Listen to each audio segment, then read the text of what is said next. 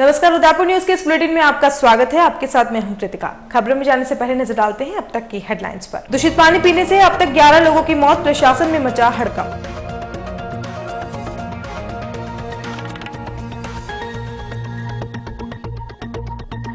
मेवाड़ के मुखबिरी लाल ने किया कमाल, दर दर की ठोकरें खाने के बाद बन ही गया इंजीनियर।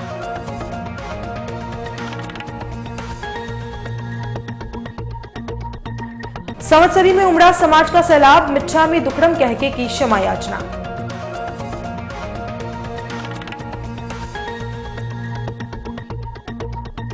और भाजपा के पूर्व प्रदेश मंत्री सामर ने बेटे की हार का ठीकरा भाजपा के दिग्गजों पर फोड़ा। गेहूं घोटाले के विवाद ने मचाया घमासान। और अब खबरें विस्तार से। सबसे पहले बात करते हैं सेमारी में आई आपदा की। उदयपुर जिले के अलग अलग पंचायतों में दूषित पानी का सेवन करने से हो रही मौतों का आंकड़ा लगातार बढ़ता ही जा रहा है। पहले इस कारण से जिले के गोगुंदा इलाके में 7 लोगों की मौत हो चुकी है, तो वहीं अब जिले के सेमारी पंचायत के उपली सदगड़ी गांव में पिछले 12 दिनों में 4 मौतें होना सामने आया है। ऐसे में उदयपुर जिले में मौसमी बीमारियों और दूषित पानी से अब तक 11 मौतें हो चुकी है। मृतकों में सबसे ज्यादा संख्या बच्चों और बच्चियों की सामने आ रही है। लगातार उदयपुर जिले के अलग अलग इलाकों में बढ़ रहे मौतों के इन आंकड़ों ने जिला प्रशासन और स्वास्थ्य विभाग में हड़कंप मचा रखा है। प्रशासनिक अधिकारियों ने मौसमी बीमारियों के बढ़ते प्रकोप से पूरे जिले में स्वास्थ्य विभाग की टीमें लगा रखी हैं। हालांकि सेमारी में हुई 4 मौतों के मामले में अभी तक साफ नहीं हो पाया है कि ये मौतें किस कारण से हुई हैं, लेकिन सभी मृतकों को उल्टी, दस्त और बुखार की शिकायत होना सामने आया है। दूषित पानी और मौसमी बीमारियों के प्रकोप से बढ़ रहे मौतों के आंकड़ों से जिला प्रशासन के अधिकारी खुद दबते नजर आ रहे हैं। गोगुंदा में हुई 7 मौतों के मामले में अधिकारियों ने इसका कारण दूषित पानी बताया, तो अब सेमारी में हुई 4 मौतों के मामले में स्वास्थ्य विभाग की रिपोर्ट आने का इंतजार किया जा रहा है। सेमारी में हुई मौतों के मामले में चिकित्सा और स्वास्थ्य विभाग के अधिकारी और एडीएम प्रशासन भी मौके पर पहुंचकर पूरे मामले की जानकारी में जुटे हुए हैं। एडीएम ने माना है कि इन गांवों के लोग बारिश के समय हैंडपंप होने के बावजूद भी नदी का पानी पीकर अपना गुजारा करते हैं। ये 12 दिन के अंदर अलग अलग जगह डेथ होना जो बताया आज अखबार में था। मैं खुद स्वयं मौके पर पहुंच रहा हूं कलेक्टर साहब, और हम दोनों दिन से वहाँ गोगुंदा में थे। वहाँ की जो यही व्यवस्था थी, उनको जो पानी पीने के कारण, नदी का पानी पीने के कारण से उनको डायरिया से जो डेथ्स हुई है, और अभी हमने वहाँ पर मेडिकल टीम पूरे ज़िले में सभी जगह भिजवा रखी है और सभी जगह दिखवा रहे हैं। मैं स्वयं अभी इस हॉस्पिटल को देख करके मैं खुद ही वहाँ जा रहा हूँ, और जा करके देख करके मैं बता पाऊँगा क्या हुआ है क्या नहीं हुआ है। हमने हमारी टीमें वहाँ पहुँच गई, एसडीएम साहब वहीं हैं और सारे मेडिकल हेल्थ वगैरह वाले हैं। हम दिखवा रहे हैं ये खास करके पानी, नदी का पानी पीते हैं, उसके कारण से हुई थी। और इसमें मैं मौके पर देख करके बता सकता हूँ कि वास्तविकता क्या है। हम अभी का सेमारी में कितनी देर सामने आई है? सेमारी में ये 12 दिन के अंदर लगातार 2-3 डेथ आज रिपोर्ट की है। एक साथ 12 दिन के अंदर ये 2-3 डेथ हुई है। तो ये अभी वायरल फीवर बहुत ज़्यादा है और इसके कारण से काफ़ी लोग कमज़ोर हो गए, और ये नदी वगैरह का पानी पीना इन्होंने शुरू कर दिया बरसात के बाद में। और बहुत ही दूर दराज इलाके में रहते हैं, इनके पास में हैंडपम्प होते हुए भी उसका पानी नहीं पीते हैं। ये गोगुंदा में नज़र आया था। मैं अभी वहाँ मौके पर पहुँच ही रहा हूँ, पहुँच करके मैं वापस आपको। जिले में अब तक कितनी मौतें हुई है? जिले में अभी तक कुल मिलाकर के 28 तारीख से लेकर के 5 तारीख तक 7 मौतें हमारी वहाँ पर गोगुंदा में रिपोर्टेड हुई थी, और वो अलग अलग गाँवों में और अलग अलग पंचायतों में हुई थी। एक ही जगह पर सिर्फ एक साथ 3 दिन में एक ही परिवार की केवल 3 थी, इससे ज़्यादा नहीं थी। 4 आज ये हुई तो 11 हो गई क्या? ये अलग अलग हाँ, ये अभी इसको देखना पड़ेगा कि कितना अभी हमारा जो एसडीएम रिपोर्ट कर रहा है वो कम कर रहा है, और ये 10 दिन की रिपोर्ट है। 10 दिन में जो 3 डेथ बताई है, ये अभी जाकर के देखेंगे कहाँ किस गांव में हुई है, क्या कारण रहा है। एज ग्रुप क्या बच्चों वाली है? नहीं, एज ग्रुप नहीं है। अभी जो 7 की डेथ हुई थी उसमें भी एडल्ट हैं और बच्चे भी हैं, दोनों ही हैं। उनके एक की माँ और बच्ची भी थी, और एक बड़ा भी है आदमी, और उस बच्चे भी हैं। ज़्यादातर संख्या बच्चों की है। सेमारी में किस तरह मेडिकल टीमें लगा दी गई है? सेमारी में मेडिकल टीम, जैसे ही हमारा गोगुंदा में 4 बच्चों की डेथ का जो मैटर आया था, उसी दिन हमने और कलेक्टर साहब ने खुद मौके पर गए थे। उससे एक दिन पहले हमने मेडिकल टीम लगा दी। सभी जगह सारी व्यवस्थाएं हमने कर दी है, पूरे जिले में हमने लगा रखी है, और सब जगह हमने मलेरिया और इसका दोनों का ही हम एक साथ दिखवा रहे हैं। भाई जिला प्रशासन पहुंच गया, कलेक्टर उसी दिन चला गया जिस दिन ये घटना हुई थी, और कलेक्टर ने जाकर के शायद रिपोर्ट दी। उस दिन सीएम भी यहीं थी जिस दिन ये घटना हुई थी, पहुंचा है। हो सकता है कारण क्या है कि ये जो हमेशा जब मौसम बदलता है, पानी जब नया आता है, तो एक स्वाभाविक इस प्रकार की प्रशासन ने पहले से ही इस प्रकार की व्यवस्था की है और करनी चाहिए कि दवाइयाँ डालें ताकि नया पानी जो आता है उसके कारण से बीमारी फैलना स्वाभाविक है। लेकिन मैं सोचता हूँ CMNHO के साथ मेरी स्वयं की बातचीत हुई है, जो प्रिकॉशन लेने चाहिए वो उनको डायरेक्शन दिए हैं। फिर भी कहीं कुछ हुआ है तो जितनी टीमें भेजनी है वो सब जगह चली गई है। शहर के मुखबिर प्रकाश खारोल प्रदेश के पहले इंजीनियर बनने में सफल रहे हैं। इस मुखबिर ने बड़े संघर्षों के बाद इंजीनियर डिप्लोमा हासिल किया। इसको लेकर के मंगलवार को बड़गांव स्थित विद्या भवन पॉलिटेक्निक कॉलेज में प्रेस वार्ता आयोजित की गई, जिसमें विद्या भवन पॉलिटेक्निक कॉलेज के प्राचार्य डॉक्टर अनिल मेहता ने बताया कि प्रकाश खारोल नाम के युवक ने कक्षा 10वीं तक मुखबिर विद्यालय से शिक्षा प्राप्त की। उसके बाद उसने आगे पढ़ने की इच्छा जाहिर की, लेकिन कहीं पर भी उच्च शिक्षा का मुखबिर विद्यालय नहीं होने के कारण पढ़ाई के लिए उसे दर दर की ठोकरें खानी पड़ी। यहां तक कि उसके परिजनों ने न्यायालय की शरण भी ली, जिनके आदेश के बाद मुखबिर को विद्या भवन पॉलिटेक्निक कॉलेज में एडमिशन मिल सका। अपनी कड़ी मेहनत और आगे पढ़ने की लगन के दम पर इस दिव्यांग ने अपने इंजीनियर बनने का सपना पूरा किया। बताया गया है कि यह दिव्यांग मैदान पर अच्छा क्रिकेट खिलाड़ी होने के साथ ही मोबाइल रिपेयरिंग, मोटरसाइकिल रिपेयरिंग का भी कुशल कारीगर है। प्रकाश के पिता ने कहा कि उन्हें अपने बेटे की आगे बढ़ने के जज्बे को देखकर वे खुद को रोक नहीं पाए और अपने बेटे को पढ़ाने के लिए हाई कोर्ट गए। साथ ही उन्होंने कहा कि इसमें प्रकाश को पढ़ाने वाले शिक्षकों का भी बड़ा हाथ है। मीडिया में कि मीडिया से हमें कुछ हेल्प मिले, और मीडिया से कुछ हेल्प मिली उस समय वो करने से सरकार ने कोई हेल्प की नहीं। मैं ऐसा करते देखिए, इसके बच्चे के प्रवेश में क्या संघर्ष है। मैं क्योंकि ये इनके पारिवारिक मित्र हैं और उन्होंने बड़ा ध्यान दिया इसके ऊपर, तो बिना इनका तो हमारी एप्लीकेशन फिजिकली जो फिजिकली हैंडीकैप्ड हैं उन लोगों के लिए 25 पोस्ट जो है गवर्नमेंट ऑफ इंडिया का एक ये प्रोजेक्ट है, उसके तहत हैं, उनको एडमिशन देते हैं। एप्लीकेशन ने एक्सेप्ट नहीं की, जब जोधपुर ने एक्सेप्ट की, और मैं आपको बताऊं कि सेकेंड नंबर पर केस चलता रहा, बिटवीन आपसे हमारी मुलाकात हुई, आपने भी एक गाइडलाइन जो दी, तो सारा श्रेय तो इनको जाता है कि इनकी जो गाइडलाइन, उसके 2 महीने के बाद हाई कोर्ट का फैसला भी हमारे फेवर में आ गया। हाई कोर्ट में हमने रीड की, उसका फैसला एडमिशन के 2 महीने बाद ज़्यादा पढ़ने के बाद 3rd ईयर में इसमें पूरा क्लियर कर लिया, फिर भी 1st ईयर का एक बैग चल ही रहा था। फिर इसमें 4थे साल ये बस यही बता दें हमें कि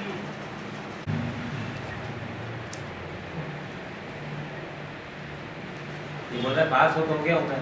अब जब भी गवर्नमेंट वैकेंसी निकलेगी, जहाँ मेरे साथ जो बैठे हैं इनका नाम प्रकाश खारोल है और ये जन्म से मूक बधिर हैं, डेफ एंड डम है।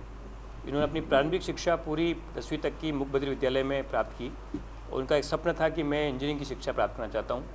तो इनको बड़ा संघर्ष करना पड़ा इंजीनियरिंग शिक्षा में प्रवेश लेने के लिए। इनको इसके लिए न्यायालय तक जाना पड़ा, प्रधानमंत्री तक जाना पड़ा, सरकार के पास जाना पड़ा और बाद में सब कुछ इनके पक्ष में रहा और ये कहा गया कि ये भी तकनीकी शिक्षा ले सकते हैं। और तब विद्या भवन ने पहल की कि इस विद्यार्थी को हम पढ़ाएंगे और इनके कारण से राजस्थान में शुरुआत हुई कि तकनीकी शिक्षा के अंदर मूक बधिर विद्यार्थी भी आ सकते हैं। इन्होंने प्रवेश लिया और अपना इंजीनियरिंग का डिप्लोमा 55% अंकों के साथ पूर्ण किया है और इसलिए मुझे लगता है कि एक बड़ी उपलब्धि है। और प्रकाश जैसे लोग बाग अगर ये इसके साथ साथ बहुमुखी प्रतिभा के भी धनी हैं, ये अच्छे खिलाड़ी हैं, ये मोबाइल रिपेयरिंग के एक्सपर्ट हैं, इलेक्ट्रिकल इंजीनियरिंग के तो हैं, ये motor repairing, motor vehicle repairing उनके भी बड़े विशेषज्ञ हैं। तो एक बड़ी उपलब्धि है और एक बड़ा संतोष है कि एक मूक बधिर विद्यार्थी ने तकनीकी शिक्षा को प्राप्त किया है। इस तरह का मामला राजस्थान में पहला है। राजस्थान के अंदर प्रवेश की जो शुरुआत है तकनीकी शिक्षा में मूक बधिर विद्यार्थी की शुरुआत प्रकाश खारोल ने की और इससे एक उदाहरण और है जिसमें कोटा में रुद्राक्ष शर्मा नाम के विद्यार्थी ने किया। लेकिन जो राजस्थान में ये जो राह खुली कि मूक बधिर विद्यार्थी भी तकनीकी शिक्षा प्राप्त कर सकते हैं, वो राह प्रकाश खारोल ने खोली। एक और बात है कि इन्होंने ये अपील किया था कि चूँकि मैं मूक बधिर हूँ तो मुझे परीक्षा में लिखने के लिए अतिरिक्त समय मिलना चाहिए। वो समय भी इनको एक तरह से एक न्यायालयी आदेश के बाद मिला, लेकिन उसका उन्होंने कभी उपयोग नहीं किया और जितनी निर्धारित अवधि थी उसके अंदर इन्होंने इसको पूरा किया। इस तरह की समस्याएं हमें समस्या है कि विद्यावन में जब हमने इनको प्रवेश दिया तो हम लोग जो विद्यावन में हैं, जो अध्यापक हैं, हमारा कोई ऐसा प्रशिक्षण नहीं था कि हम एक मूक बधिर विद्यार्थी को पढ़ा सकें। लेकिन हमारी एक संवेदना थी और हमारा कमिटमेंट था कि हम इसको पढ़ाएंगे। तो हमने ज़्यादा लिखकर ज़्यादा चित्रों के माध्यम से इनको पढ़ाने की कोशिश की, लेकिन इसमें सिर्फ हमारी योगदान नहीं है। इनके पड़ोस में एक युवा रहते हैं विजय, उन्होंने बड़ी मदद की, इनके पिताजी ने बड़ी मदद की। इनफैक्ट इनके आस पड़ोस में जो लोग बाग थे, इनके जो मित्र थे, वो भी हमारे विद्यार्थी बन गए, जो हमसे आकर समझते थे कि इसको आपने क्या पढ़ाया और हम घर पर क्या पढ़ा सकते हैं। तो पूरे परिवार की भी और उनके मित्रों की भी बड़ी मदद रही। हमने हमारे पास तो ये कि हम ये कह सकते हैं कि हमें कमिटमेंट था, हमारी संवेदना थी कि हम किसी भी हालत में इस बच्चे को पढ़ाएंगे। शायद वो संवेदनशीलता के कारण से ही हमारा इनके साथ कम्युनिकेशन हो सका। निश्चित तौर से हम अगर ऐसे कोई मुख्य बधिर विद्यार्थी हैं जो इंजीनियरिंग की शिक्षा प्राप्त करना चाहते हैं, हम चाहेंगे कि वो हमारे पास आए। लेकिन मैं फिर कहूँगा कि ये प्रयास अकेले हमारे प्रयास नहीं है, उसमें परिवार का भी पूरा समर्थन चाहिए उस बच्चे के साथ, कि वो उस बच्चे को प्रोत्साहित करे, उसकी मदद करे। और कहीं ना कहीं तरह से में सरकार से भी एक समर्थन चाहिए कि वो ऐसे विद्यार्थी जहाँ पढ़ते हैं उनको कोई उनके लिए कोई विशेष सुविधाएं उनके लिए बच्चों के लिए उस संस्था को उपलब्ध कराएं। लेकिन हमारा कमिटमेंट है, और जैसा हमने पहले भी कहा, विद्या भवन की तरफ से हम समावेशी शिक्षा में विश्वास करते हैं। हम समाज के हर वर्ग के, हर तबके के और हर तरह के विद्यार्थी के लिए, ये तो जिन्हें कहते हैं स्पेशली एबल्ड है, भगवान ने इनको विशेष योग्यता भी दी है, हम उस योग्यता में थोड़ा अपना योगदान देना चाहते हैं और ऐसे बच्चों को आगे बढ़ाना चाहते हैं। तो एक गर्व है कि राजस्थान के अंदर प्रकाश खारोल एक अच्छे दक्ष तकनीकी इंजीनियर बन के निकले हैं, इलेक्ट्रिकल इंजीनियर बन के निकले। लेवल तक हाँ संघर्ष तो काफ़ी करना पड़ा सर, पर संघर्ष को इसका हौसला था, ये शुरू से होशियार था। 10वीं में इसके 80% नंबर आए तो मेरे को यूँ हो गया कि आगे पढ़ सकता है। फिर आगे जो संघर्ष करते गए, उस संघर्ष की कड़ी में हमें Vidya Bhavan principal sir Anil ji Mehta sir मिल गए, तो इन्होंने भी हमारी काफ़ी हेल्प की। तो हेल्प के साथ में इसका एडमिशन हो गया। होने के बाद में फिर ये जो बताते गए, जो इसका कोचिंग करना, ये ट्यूशन के लिए सारा काम हम उसमें फिर वापस समय की, एग्ज़ाम की सब। तो गवर्नमेंट से कोई छूट या कोई विशेष गवर्नमेंट का इसमें नहीं है।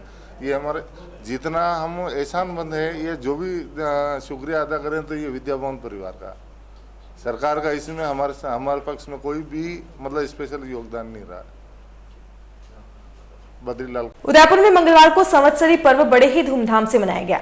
इस मौके पर शहर में पंचायती राज नोहरे में आयोजित कार्यक्रम में प्रदेश के गृह मंत्री गुलाब चंद कटारिया ने शिरकत की। इस मौके पर महापौर चंद्र सिंह कोठारी सहित जैन समाज के कई लोग मौजूद रहे। गौरतलब है कि संवत्सरी पर्व पर जैन समाज के संतों की ओर से प्रवचन आयोजित किया जाता है, जिसमें संत द्वारा समाजजनों को आशीर्वाद प्रदान किया जाता है। इस मौके पर सभी लोगों ने एक दूसरे को वर्ष भर की गई गलतियों पर क्षमा मांगी। समारोह के बाद गृह मंत्री कटारिया ने साफ किया कि जैन समाज में संवत्सरी पर्व ऐसा है जिसमें मंगलवार के दिन बड़ी से बड़ी गलती को माफ किया जाता है, इसलिए सभी समाजजन एक दूसरे से माफी मांगकर क्षमा याचना करते हैं। यही नहीं, कटारिया ने कहा कि जैन धर्म ही एक ऐसा धर्म है जहां पर क्षमा करना सबसे बड़ा माना गया है।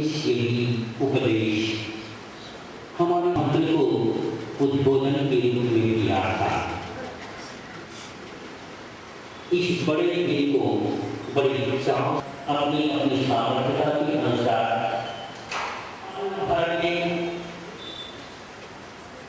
और साल भर के अंतिम दिन में जो व्यक्त करता है, जब करता है, सामूहिक यश और प्रतिष्ठा के लिए नहीं करता, सम्मान पूरा करने का प्रयास करता। वर्ष भर में जो कुछ भी हमने अच्छा बुरा किया उस पर चिंतन करना, स्वयं के अंतःकरण में, बाहर किसी को दिखाने के लिए, और जो गलतियां हुई है उसको दुरुस्त करने का अपना मन बनाना और भविष्य में गलतियां न हो इसका निश्चय करना। और इस पर्व के दिन आपसी छोटे मोटे विवाद भी होते हैं, तो वो स्वाभाविक कल क्षमा याचना पर्व पर कोशिश यही करते हैं कि हमें जिनसे हमारा टकराव है उनसे क्षमा याचना करें। तो इसके कारण से कई बार कई झगड़े निपट जाते हैं और एक अच्छी शुरुआत हो जाती है। तो मैं सोचता हूँ केवल और केवल इस देश में एक ऐसा धर्म है जो अपनी गलतियों की क्षमा सार्वजनिक रूप से भी मांगता है और व्यक्तिगत रूप से भी मांगता है। और यहाँ रुकेंगे एक ब्रेक के लिए, आप देखते रहिए Udaipur news. Biggest multi brand store of Udaipur, Raja Saheb Excel, ladies, gents and kids all garments.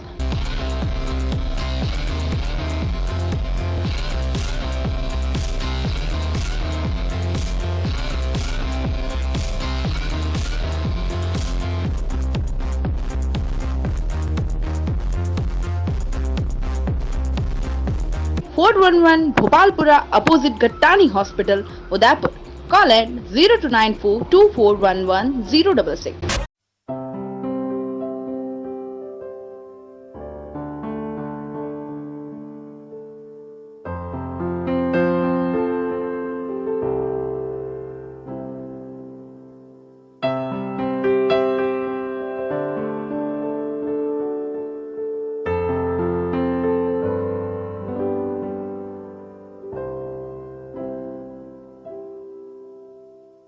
Royal Motors लगातार 30 वर्षों से आपकी सेवा में। हीरो मोटरकॉर्प का सबसे बड़ा एवं अत्याधुनिक शोरूम एवं वर्कशॉप, जहां आपको मिलेंगी विश्व स्तरीय सर्विस एवं जनरल पार्क की सुविधा। हीरो मोटरकॉर्प के सभी मॉडल उपलब्ध। बुकिंग का लाभ उठाएं। Royal Motors company 57 Panchavati Udaipur. Phone 2426838। Royal Hyundai लगातार 7 वर्षों से आपकी सेवा में। हुंडई के सभी मॉडल उपलब्ध। बुकिंग का लाभ उठाएं। आइए अपनी पसंद का मॉडल ले जाइए। एक्सचेंज व फाइनेंस सुविधा उपलब्ध। अधिकृत विक्रेता रॉयल हुंडई 15A ट्रांसपोर्ट नगर, गोवर्धन विलास, बाईपास के नजदीक उदयपुर। फोन 26404552। और मनामा मोटर्स लगातार 24 वर्षों से आपकी सेवा में।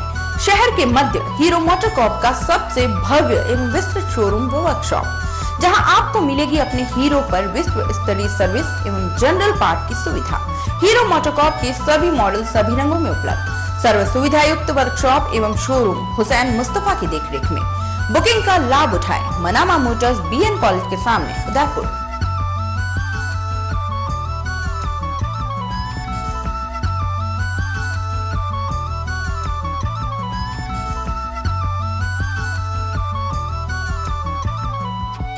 राजस्थान में कंपटीशन एग्जाम्स को क्रैक कराने वाले उदयपुर संभाग के सबसे बेहतरीन संस्थान GKS एकेडमी की स्थापना पूजनीय माता श्रीमती गुलाब कुंवर जी की पुण्य स्मृति में नवंबर 2013 में की गई। सर्वश्रेष्ठ फैकल्टी मेंबर्स के अनोखे टीचिंग मेथड ने इसे राजस्थान के स्टूडेंट्स की पहली पसंद बना दिया। 2nd ग्रेड शिक्षक, 3rd ग्रेड शिक्षक, RAS, SI, कांस्टेबल, ग्राम सेवक, LDC, बैंक PO, SSC आदि प्रतियोगी परीक्षाओं की ट्रिक्स के आधार पर कोचिंग करवाई जाती है। शानदार वाईफाई कैंपस में स्टूडेंट्स के टेस्ट OMR के माध्यम से लिए जाते हैं। साथ ही यहाँ पर ज्ञान के खजाने के रूप में लाइब्रेरी भी उपलब्ध है। स्टूडेंट्स की प्रॉब्लम को सॉल्व करने के लिए यहाँ पर विशेष क्लासें चलाई जाती हैं। GKS एकेडमी स्वागत वाटिका के सामने, सेक्टर 4 उदयपुर। कॉल 7733 00 9444 850 40 68122।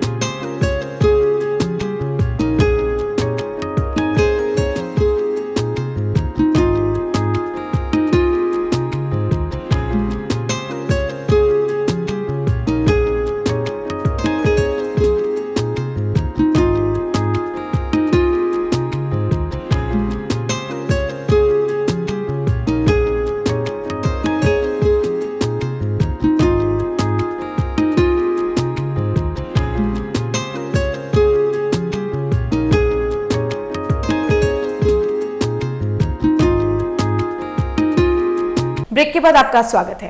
लोकमान्य शिक्षक प्रशिक्षण महाविद्यालय में आयोजित शिक्षक सम्मान समारोह आयोजित किया गया, जिसमें जनार्दन राय नागर राजस्थान विद्यापीठ के कुलपति प्रोफेसर SS सारंग देवोत ने कहा कि शिक्षक मानव समुदाय के लिए एक अमृत कलश के समान है। शिक्षक इस शिक्षा रूपी अमृत का रसास्वादन करके ही अपने समाज के सर्वांगीण विकास की नींव को मजबूत करता है तथा छात्रों को राष्ट्र के निर्माण में योगदान लायक बनाता है। समारोह की अध्यक्षता कॉलेज प्राचार्य डॉक्टर शशि चित्तोड़ा ने की। विशिष्ट अतिथि डॉक्टर देवेंद्र आमेटा थी। इस अवसर पर प्राचार्य डॉक्टर शशि चित्तोड़ा ने भी अपने विचार रखे। समारोह के बाद छात्रों ने रंगारंग कार्यक्रम की प्रस्तुतियां दी। नगर निगम और आयुर्वेद विभाग राजस्थान की ओर से चलाए जा रहे 8 दिवसीय निशुल्क विशाल आयुर्वेद चिकित्सा शिविर के तीसरे दिन तक 30 से अधिक लोगों को पाइल्स का ऑपरेशन किया जा चुका है। यह शिविर सिटी स्टेशन स्थित मीरा सामुदायिक भवन में आयोजित किया जा रहा है। इस शिविर के प्रभारी डॉक्टर शोभालाल औदिच्य ने बताया कि रविवार से शुरू हुए इस शिविर में अब तक पाइल्स से संबंधित 30 रोगियों का सफल ऑपरेशन किया जा चुका है। साथ ही विशेषज्ञों द्वारा श्वास, दमा, खांसी, साइटिका, फ्रोजन शोल्डर, गठिया आदि रोगों का परामर्श और उपचार किया जा रहा है। इसके अलावा महिलाओं के रोगों का भी आयुर्वेदिक विधि से उपचार किया जाएगा। शिविर के दौरान मरीजों को मौसमी बीमारियों से बचाने के लिए काढ़े का वितरण भी किया जा रहा है। यहाँ पर भर्ती किए जाने वाले मरीजों की व्यवस्था नगर निगम की ओर से की जा रही है।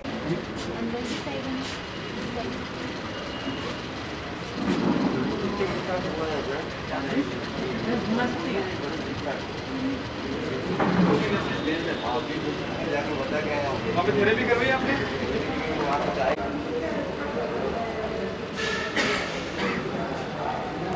स्टाफ में देख रहे हैं। पेशेंट ने भी मार लेना ही नहीं। बेच ले वो पेशेंट ने।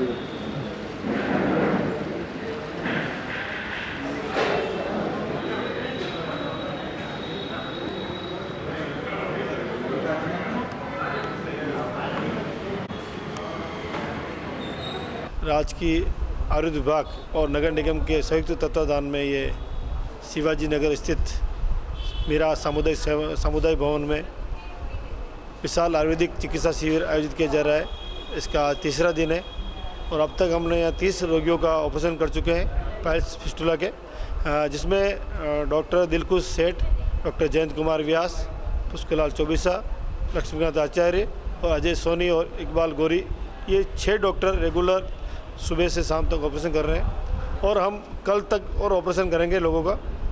तो ग्रामीण लोगों में या जो भी लोग इसको देख रहे हैं उनका निवेदन करूँगा कि वो पाइल्स और फिस्टुला और फिशर जो बहुत गंभीर बीमारी है जिसका बाजार में बहुत ज़्यादा पैसा लगता है, तो नगर निगम के माध्यम से हम जो कैंप कर रहे हैं इसमें ज़्यादा से ज़्यादा इसका लाभ लें और ये बिल्कुल निःशुल्क है।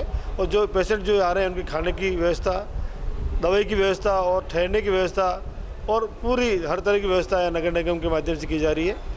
साथ ही यहाँ सुबह 6:30 बजे से 7:30 बजे तक योग शिविर चलता है और शाम को फिर 5 से 6 बजे योग शिविर चलता है। उसके अलावा हम यहाँ लगभग 7 डॉक्टर की एक टीम है फिजियोथेरेपी की, जो गजेंद्र कुमार डॉक्टर सालवी के साथ ही उनकी पूरी टीम सुबह 10 बजे से शाम को 6 बजे तक योग फिजियोथेरेपी के माध्यम से फ्रोजन शोल्डर है, जॉइंट्स पेन है, साइटिका है, ऐसी डिजीज जो गंभीर डिजीज है, जॉइंट्स पेन है, अभी उन लोगों का रेगुलर लगभग 23 तो 24 लगभग पुरुषों ने पाइल्स का ऑपरेशन कराए और 5 फिस्टुला का ऑपरेशन कराए और लगभग 3 महिलाओं ने अभी तक यहाँ पाइल्स का ऑपरेशन करवाए हैं। तो लगभग 30 लोगों ने अभी तक यहाँ ऑपरेशन करा चुके हैं।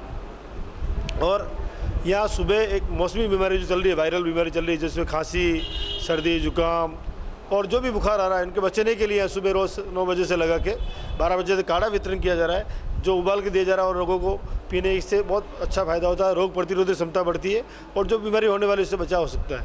साथ ही यहाँ जो भी पाइल्स के रोगी आ रहे हैं उनका परीक्षण कर रहे हैं, उनके बारे में समझा रहे हैं पाइल्स रोग होता क्यों है, बचने के उपाय के बारे में जानकारी दे रहे हैं। साथ ही महिलाओं के यहाँ डॉक्टर लगा रखी है, जो महिलाओं में होने वाली बीमारी जब ज़्यादा सफ़ेद पानी आना, ज़्यादा माहवारी आना, कमर दर्द होना, माइग्रेन होना, उनको अलग डिजीज, थायराइड होना, ऐसी डिजीज, डायबिटीज़ होना, ऐसी डिजीज़ के बारे में यहाँ पूरा अच्छे विशेषज्ञ लगे हुए हैं। इस शिविर ये लगभग 8 4 तारीख शुरू हुआ, वो 11 सितंबर तक चलेगा। तो ज़्यादा से ज़्यादा लोग इसका लाभ लेवें और फायदा लेवें इसका। मेवाड़ भाजपा की गुटबाजी इन दिनों पूरे परवान पर है। कोई भी पदाधिकारी हो या निगम जिला परिषद में आसीन जनप्रतिनिधि एक दूजे पर छीटाकाशी करने से बाज नहीं आ रहे हैं। हाल ही में बहुप्रचलित हुए गेहूं कांड ने तो पार्टी में तूफान ला दिया। पिछले दिनों हेरिटेज होटल एसोसिएशन के सेमिनार में आई मुख्य सेवक वसुंधरा राजे के सामने दोनों ही गुटों के कार्यकर्ताओं ने अपनी अपनी शिकायतें ज्ञापन के माध्यम से रखी।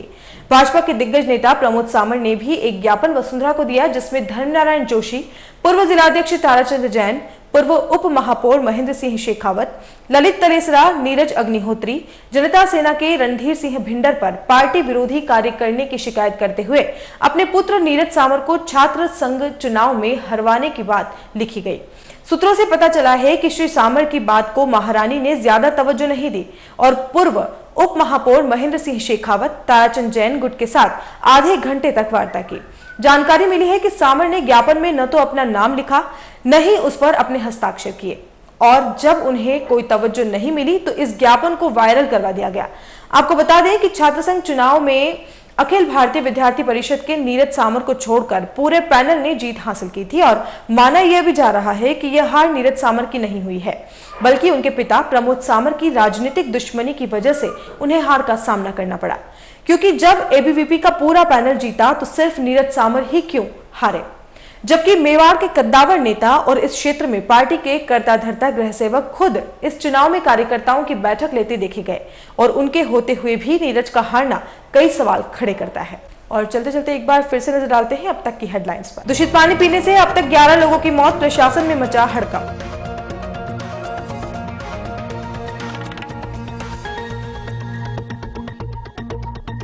मेवाड़ के मुखबिर लाल ने किया कमाल, दर दर की ठोकरें खाने के बाद बन ही गया इंजीनियर।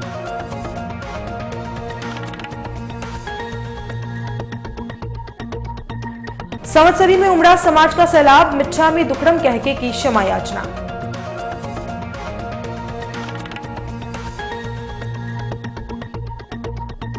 और भाजपा के पूर्व प्रदेश मंत्री सामर ने बेटे की हार का ठीकरा भाजपा के दिग्गजों पर फोड़ा, गेहूं घोटाले के विवाद ने मचाया घमासान। उदयपुर न्यूज के इस बुलेटिन में फिलहाल इतना ही। शहर की तमाम हलचल से आपको आगे भी रूबरू करवाते रहेंगे। फिलहाल इजाजत दीजिए कृतिका चौबीसा को और खबरों के लिए देखते रहिए उदयपुर न्यूज। नमस्कार।